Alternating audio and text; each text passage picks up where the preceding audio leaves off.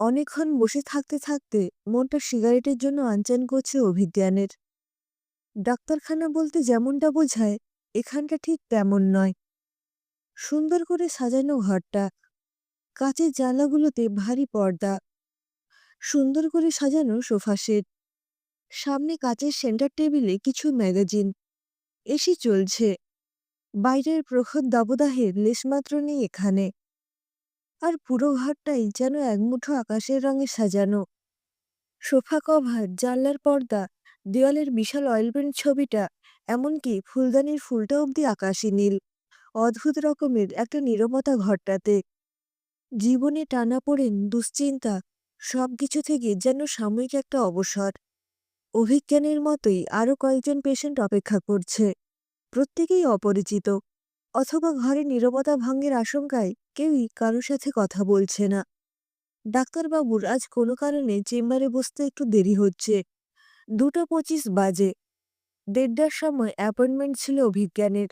কি জানি আর কতক্ষণ দেরি হবে। অলস পায়ে কাচের দরজাটা টেনে বাইরে বেরিয়ে আসে। লম্বা প্যাসেজটা পেরিয়ে রাস্তায় আসতেই বুঝতে পারে রোদের কি তেজ। এতক্ষণ এসিতে থাকার পর বাইরে এসে কেমন যেন অস্বস্তি করছে শরীরটা। একটু ছায়া দেখে দাঁড়ায় অভিজ্ঞান। পকেট থেকে সিগারেটটা বের করে দুটো টান দিতে যেন স্বস্তি ফিরে পায়। প্রায় 3টে বাজতে যায়।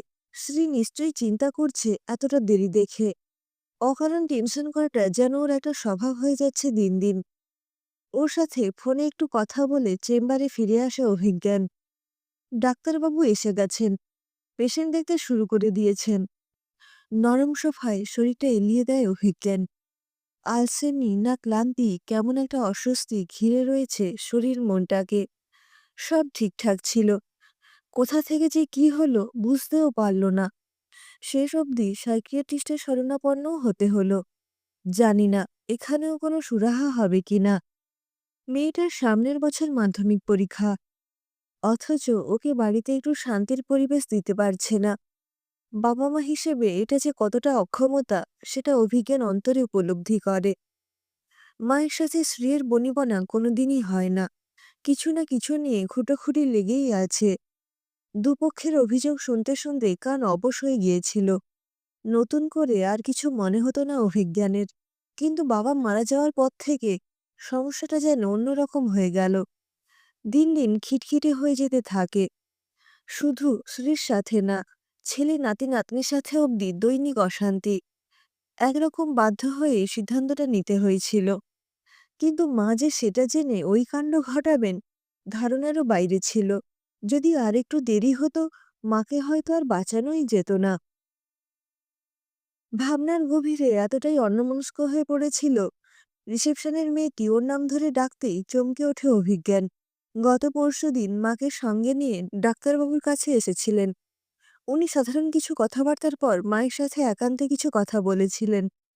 অল্প কিছু ওষুধপত্রও দিয়েছেন। তবু আজ অভিজ্ঞানকে একা আসতে বলেছিলেন। কি কথা বলবেন কে জানে। একটা চাপা টেনশন নিয়েই চেম্বারে ঢোকে অভিজ্ঞান। সৌম্যদর্শন ডাক্তারবাবুকে দেখেই যেন মনে একটা ভরসা জন্মায়। এত সুন্দর ব্যবহার ডাক্তারবাবুর, যেন মনের সব অলিগলির গোপন অন্ধকার স্বীকার করা যায় অকপটে। মনের ডাক্তার বোধহয় এমনটাই হয়। প্রেসক্রিপশনটা দেখেই উনি চিনতে পারলেন অভিজ্ঞানকে। মিস্টার দাশগুপ্ত, সেদিন আপনার মায়ের সাথে কথা বলে আমার মনে হয়েছে ওনার সবথেকে বেশি অভিমান আপনার ওপর। আর সেটা একদিনে হয়নি, অনেক দিনের তিলে তিলে সঞ্চিত সে অভিমান। অভিজ্ঞান একটু অবাক চোখে তাকাতেই ওর মনের অস্বস্তিটা ধরা পড়ে ডাক্তারবাবুর চোখে। সব পরিবারেই এমন কিছু সমস্যা থাকে। আমার কাছে সবটুকু নিঃসংকোচে বললে তবে তো আমি চিকিৎসা করতে পারবো। অভিজ্ঞান বলতে শুরু করে। স্ত্রীর সাথে বনিবনা না হওয়া, অকারণ সবার সাথে খিটিমিটি, আর শেষ অবধি ওই আত্মহত্যার চেষ্টা। আপনি কি কখনো ভেবেছেন কতটা দুঃখে উনি আত্মহত্যাটা করতে গিয়েছিলেন? আপনি ওনাকে বৃদ্ধাশ্রমে পাঠাবেন, এটা উনি ভাবতেও পারেননি। আপনজনদের ছেড়ে থাকাটা কতটা কষ্টের আপনি জানলে বুঝতেন।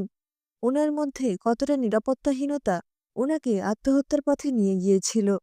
আপনজনদের ছেড়ে থাকার কষ্ট যে কতটা আমি খুব ভালো করে জানি। কথাটা একটু জোর গলায় বলে ফেলে নিজেই অপ্রস্তুতে পড়ে যায় অভিজ্ঞান। হালকা স্বরে সরি বলতে ডাক্তারবাবু বলেন, ঠিক আছে, আপনি বলুন, কি বলছিলেন? অভিজ্ঞান বলতে শুরু করে, তখন আমি সবে ক্লাস 2 তে পড়ি। তখন আমার বোন হয়। আমি একটু দুষ্টু ছিলাম বলে আমার বাবা-মা আমাকে হোস্টেলে রেখে এসেছিল। মাকে ছেড়ে থাকতে আমার কষ্ট হতো বলে কাঁদতাম। সেদিন আমার কষ্টটা কেউ বোঝেনি। আমি মাছের কাঁটা বেছে খেতে পারতাম না। অথচ হোস্টেলে কাঁটা বেছে দেওয়ার কেউ ছিল না। কতবার গলায় কাঁটা লাগিয়ে ফেলেছি, সে খবর কেউ রাখেনি। একবার আমার খুব জ্বর হয়েছিল। তখন শীর্ষে পড়ি। সব বন্ধুরা ক্লাসে চলে গেলে আমি আমার ছোট্ট বিছানাতে সারাদিন জ্বরের ঘরে মাকে খুঁজতাম। হোস্টেল থেকে বাড়িতে খবর দিয়েছিল আমাকে কটা দিন বাড়িতে নিয়ে আসার জন্য। বাবা অফিসের কাছে দোহাই দিয়ে আমাকে আনতে গিয়েছিল 7 দিন পর। তখন আমি অনেকটা সুস্থ। কিন্তু বাড়ি এসে শুনলাম মা বাবা আর বোন পুরী বেড়াতে গিয়েছিল। তাই আমাকে আনতে যেতে পারেনি এতদিন। আমি যখন জ্বরে কষ্ট পাচ্ছিলাম তখন ওরা সমুদ্রে মজা করছিল। খুব কষ্ট হয়েছিল সেদিন। সবাইকে লুকিয়ে চিলেকোঠার ঘরে খুব কেঁদেছিলাম সেদিন। আস্তে আস্তে মা বাবার প্রতি অনুভূতিগুলো শুধুই কর্তব্যে পরিণত হতে থাকে। জানেন তো, আমি আমার ছেলে মেয়েকে হোস্টেলে দিইনি, চাইনি ছোট থেকেই একটা মানসিক দূরত্ব তৈরি হয়ে যাক মা বাবার সাথে। ডাক্তারবাবু একটু উদাসভাবেই জবাব দেন, তবু তো উনি আপনার মা। হঠাৎ এমন উদাসীন হয়ে গেলেন কেন কে জানে।